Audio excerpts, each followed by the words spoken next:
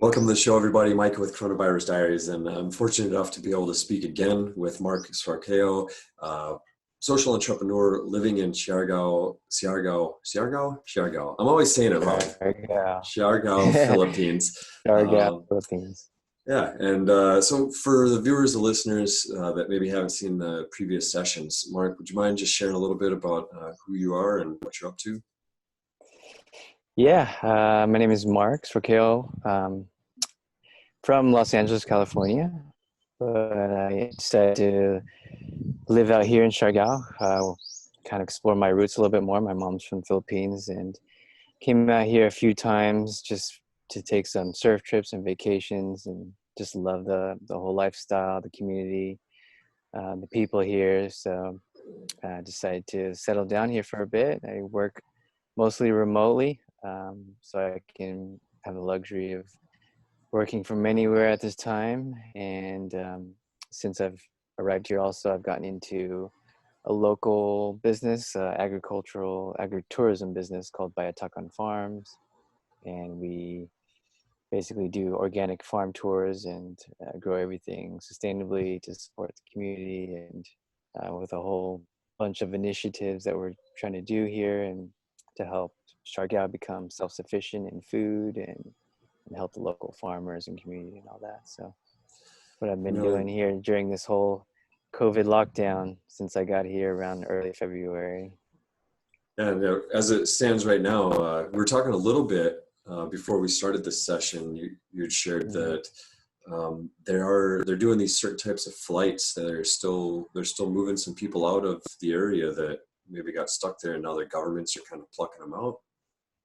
Yeah, so there's these sweeper flights, they call it, just getting all the foreigners who are stranded here, who've been here, because Siargao is known for a surf destinations. A lot of surfers come here. It's also known for a lot of yoga retreats. So a lot of foreigners, Europeans, people from all over come here for that. And so their respective embassies have been, helping them get back home. And yesterday there was a sweeper flight that took a bunch of foreigners out, and I don't know how many more of these will happen, but we're still kind of playing the game of seeing what's going to happen and see what our president's going to order, and go from there. Sure. It sounds like kind of the approach that we're taking back here in the States as well, is just kind of Hmm.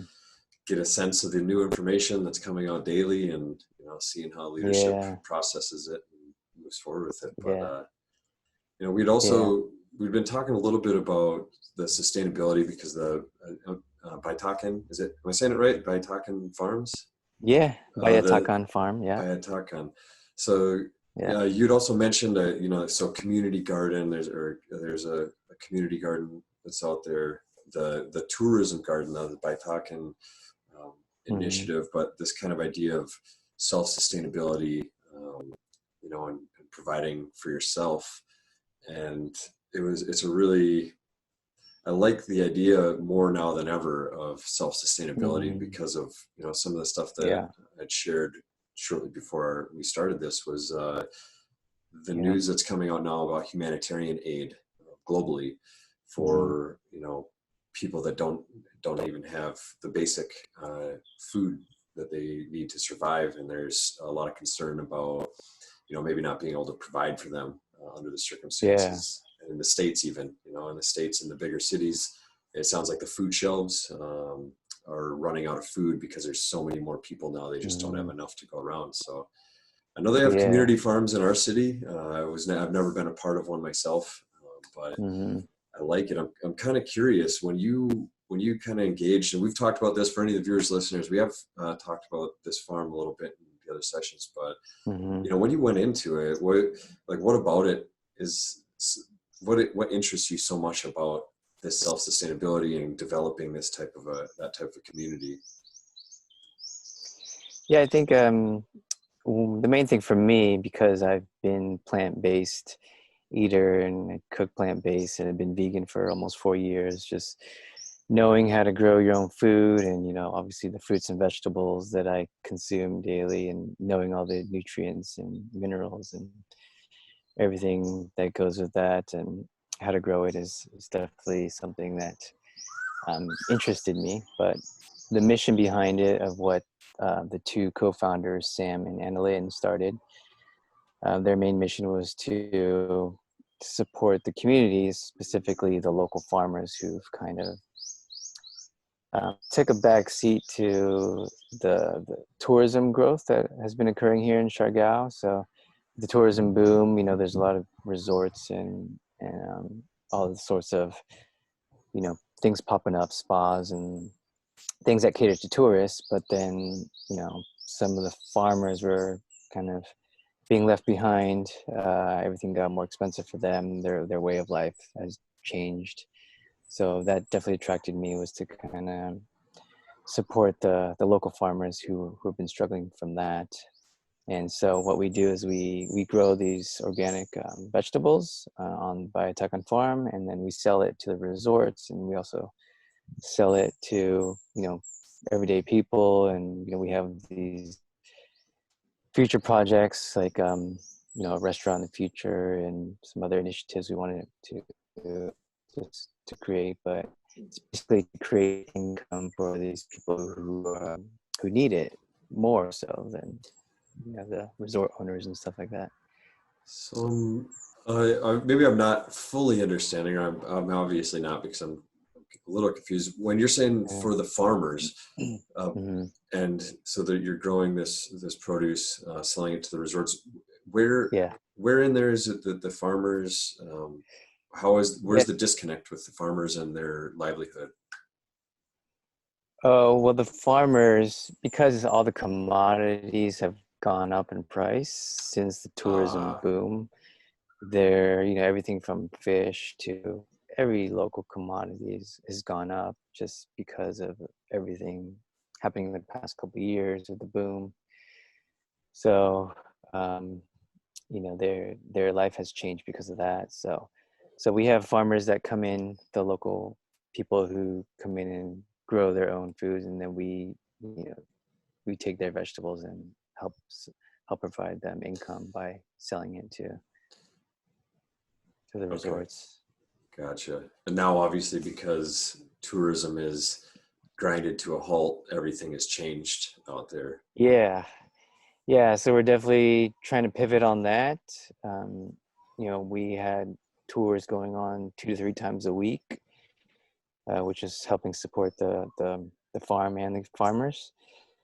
So now we're finding ways to pivot on that. So now we're actually starting community gardens, and we're going to start promoting that and helping local families and local communities to create their own community gardens. And we're going to be providing the service and the consultation, and even all the vegetables and the soil and the fertilizer and all that, so that people can grow their own food as well. So it's kind of helping everybody, including the farmers. And so we'll be providing like the seedlings and stuff like that, and Wow. to keep that going, hopefully. I mean, this all plays well into what you're doing with your writing now, because it sounds like you're doing it locally where you're at. Is this initiative to help people get from a seed to sustenance, so to speak? But would you mind sharing a little bit about this book that you're working on? Yeah, so this book is part of this e-commerce brand called Vegan as Fuck. It's going to be veganasfuck.com, not launched yet. But I'm partnered with my good friend Donnie, who's a vegan animal rights activist. And initially, it's going to be an apparel brand. So we have shirts and hoodies and things like that. And we were going to launch pre-COVID and all that too.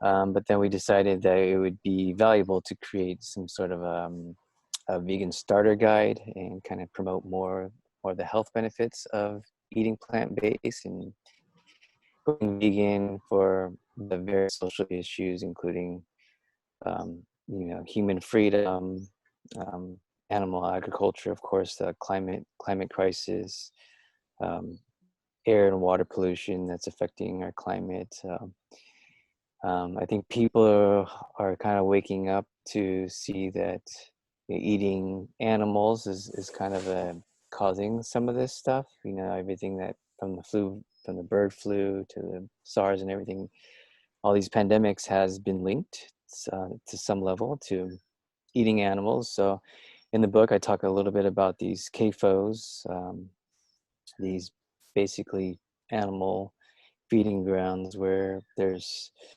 a whole host of millions or thousands of animals just confined in one space, where it's Yeah. basically a breeding ground for viruses and infections and diseases, and so that's what this whole vegan starter guide is all about. So it talks about the social issues, talks a little bit about the nutrition behind um, not eating animals, so more plant-based, obviously, fruits, vegetables, legumes, seeds, everything you can eat, and still be healthy and flourish and thrive, and not rely on any sort of animal products, because number one, you're doing your body a service by eating all the vitamins and minerals and phytonutrients you need, and you're also serving the planet by limiting the greenhouse gas emissions. You're lowering your carbon footprint.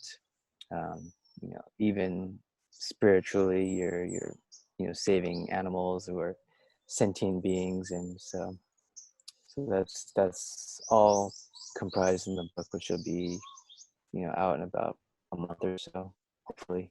Yeah, it's outstanding. I'm looking forward to hear when it's done and get my hands on a copy myself. Out of Yeah, curiosity, so you're interested in yoga, correct? a little bit. Yeah, Okay. there's a lot of yoga stuff here, and I do it once in a while, Oh, but I'm I was not under the sort of impression that you on were. practice. Yeah. I'm sorry. Yeah, so I was under the impression you were practicing it regularly. I was going to see if there was some sort of a correlation between being vegan and pursuing yoga, but Yeah. yes. Yeah, Okay. well, there are a lot of yogis who are vegetarian. I think they're something I also talk about in the book is just being mindful. There's this whole thing called mindful eating. So it's practicing. A lot of times when we're eating, especially if we're working, I know I've done in the past.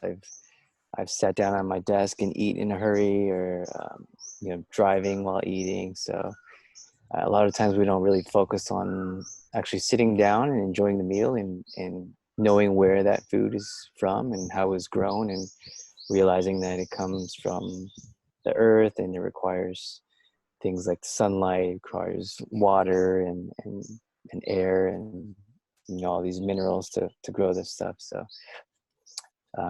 So yeah, mindful eating is definitely something associated with eating plant-based, and a lot of yogis are practice that. Curiosity, as far as being mindful when you eat, what's Yeah. something that you like the most to prepare for yourself when the for just a regular meal, or or something maybe that's maybe not maybe regular, but it's when you get to have that meal, it's always like, yeah, this is it means something more to you than just kind of filling yourself up.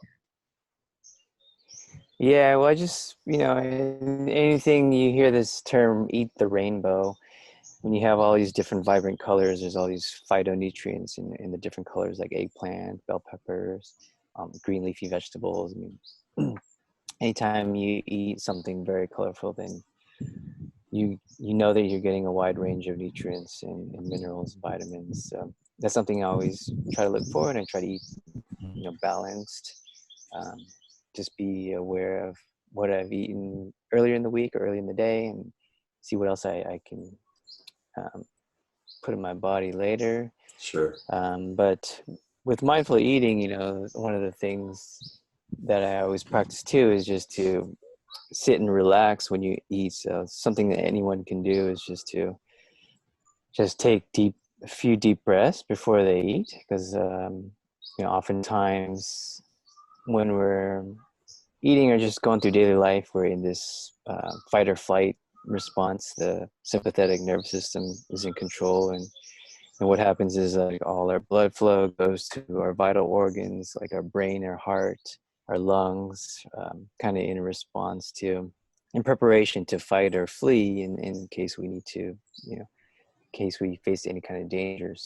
Sure. So when you practice mindful eating, it's important to just kind of relax and take deep breaths. And what happens is that you engage your parasympathetic nervous system, which is the more relaxed state. It's also called the rest and digest mode.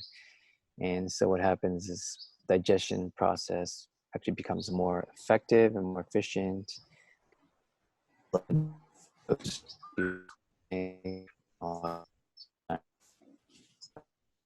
Things start to Gotta, work in your throughout your digestive system, and so that's something that is beneficial when you practice mindful eating, and it that's really really makes interesting. eating worthwhile.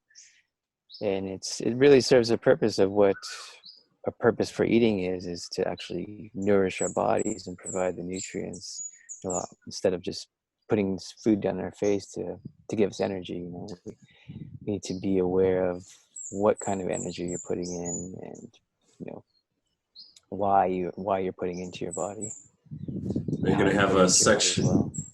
Are you gonna have a section in your book about that?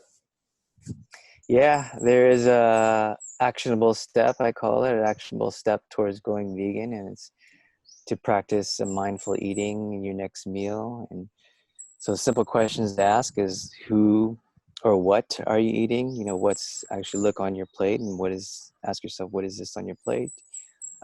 Why are you eating? Are you eating because you're stressed? Are you eating because you're anxious? Or are you eating because you want to provide yourself with nutrients? How are you eating? Are you eating in a rush? Are you eating in your car? Are you more relaxed and actually enjoying your meal and chewing and actually digesting? And yeah, and also with who are you eating? Yeah, sometimes people you eat with is a factor, and um, you have to ask, are they health conscious? Do they align with your beliefs and values of your eating lifestyle, your dietary lifestyle? So those are all things that can help with mindful eating. And actually, research has shown that when people who do eat mindfully tend to be um, uh, less overweight, they tend to be more healthy body weight, obviously because they're more aware and more conscious of what they're putting in their bodies. So there's a lot of benefits to that. And yeah, that's definitely going to be in the book. Nice. Yeah, that sounds outstanding. And I gotta say, man, I'm really happy that you decided to take the camera out or the computer outside for this one. Yeah. I've got a lot of brick walls around me and sky, concrete jungle Yeah. over here. So you were showing me a little bit Yeah. down by, Yeah. Show you guys a little bit down by the down river below here. you. There's the garden that you've been working on, right? Or is that kind of around Yeah. the bungalows there? But Yeah, just around the corner here is a little community garden that I've started, and as well as with a couple of the residents who live here. They're helping out. Um, but yeah, that's just something that we want to start so we can provide ourselves with food here. There's just a handful of us here, and so we're kind of up on a hill. So if we need to go down, it's a little bit of a drive, like nothing crazy, but it's just nice to have something here that we can just grab, that's just going walking down the hill. And yeah, and just also to provide nourishment for ourselves and not have to rely on anybody else, not have to rely on any kind of system other than our own that we create. And obviously it saves us money too, and time, and we know exactly what we're putting into our bodies because we know exactly how we're growing it. And so yeah, that's something that the island of Siargao, actually, there's a program initiative called Harding Nang Pagbabago, which I mentioned to you earlier about. And that's actually a initiative created by the police department here in Siargao. wow. And timely enough, it was actually started before this whole COVID situation. So it was something that the police chief here and the whole department wanted to create to make Siargao self-sustainable and self-sufficient, and also potentially become a place where Siargao can provide food to other islands and be kind of an exporter rather than relying on other islands to provide food for us. Right. So yeah, it's just good timing that there's about 30 farms now throughout the island of Siargao Nice. who are creating these farms and growing, and so there's one in particular that I'm helping out here in one of the poblaciones down in General Luna, just about 6-7 minute motorcycle ride from here. And so we're converting them. They've been growing things with pesticides and stuff, but we're gonna kind of educate them and teach them and see if we grow everything organically and just have organic fertilizers and self-sustain that whole community, which is a community that's been struggling a little bit because that area is known for the tourism and they've been relying on that. And so obviously with the lockdown there, the income has been altered. So Out of curiosity, a lot of the vegetables that you grow, what type mm, of a time frame, or like in your region, your area, you put seeds in the ground? What type of a yield, like how fast can you get a yield from a lot of stuff? Are you talking like weeks or yeah, months, or what do you look at? yeah, they all vary. I mean, we have herbs and stuff that we can get right away, and the seedlings have already been um, have already sprouted and stuff. So yeah, depending on the fruit and vegetable, it just be weeks. It could be a month or two. So luckily we have some time and patience to grow Sure. them.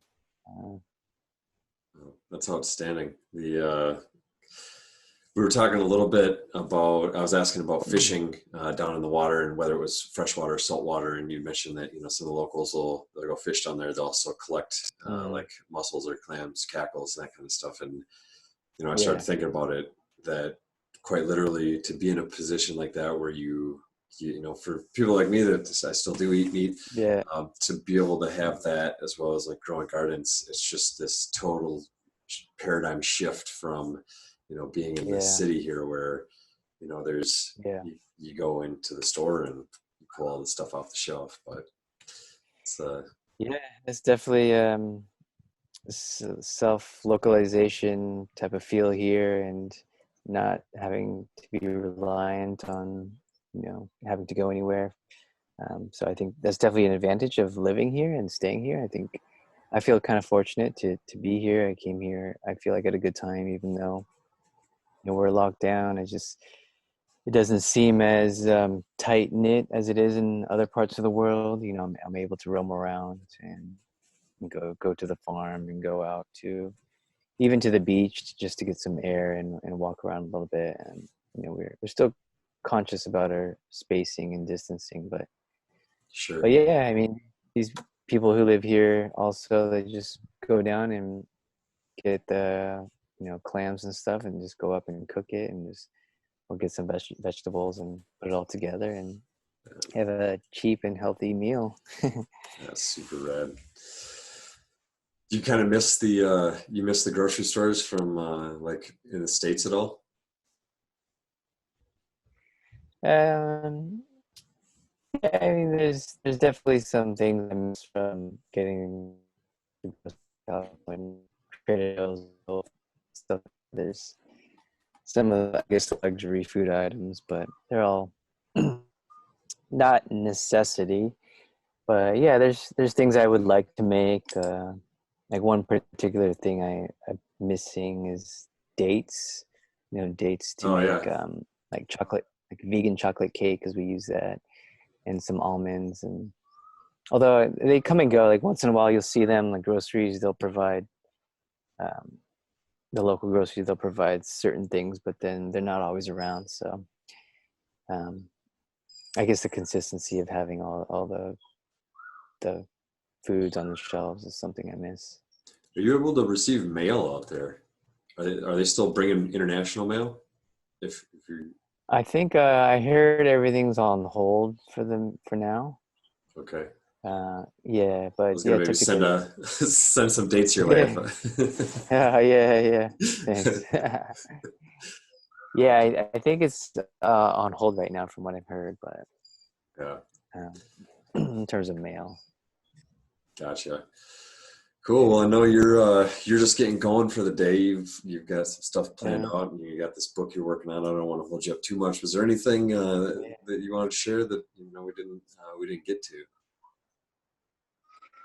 I just appreciate your time as well, always, and so it's always a pleasure talking to you, and looking forward to see how everything pans out over there and back in the U.S. and compare it to things happening over here. And it's just interesting time that we're in, and I'm glad we can connect this way.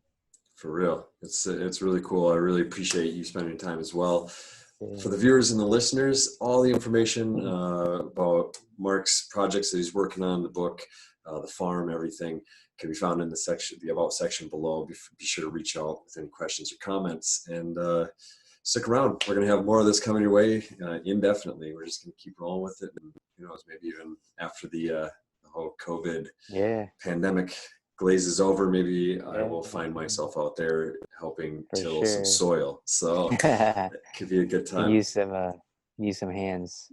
Yeah, buddy. All right. Well, thanks again. Appreciate it, Mark. It's always a pleasure. Thank And you. My yeah, pleasure. everybody stick around. We got more coming at you.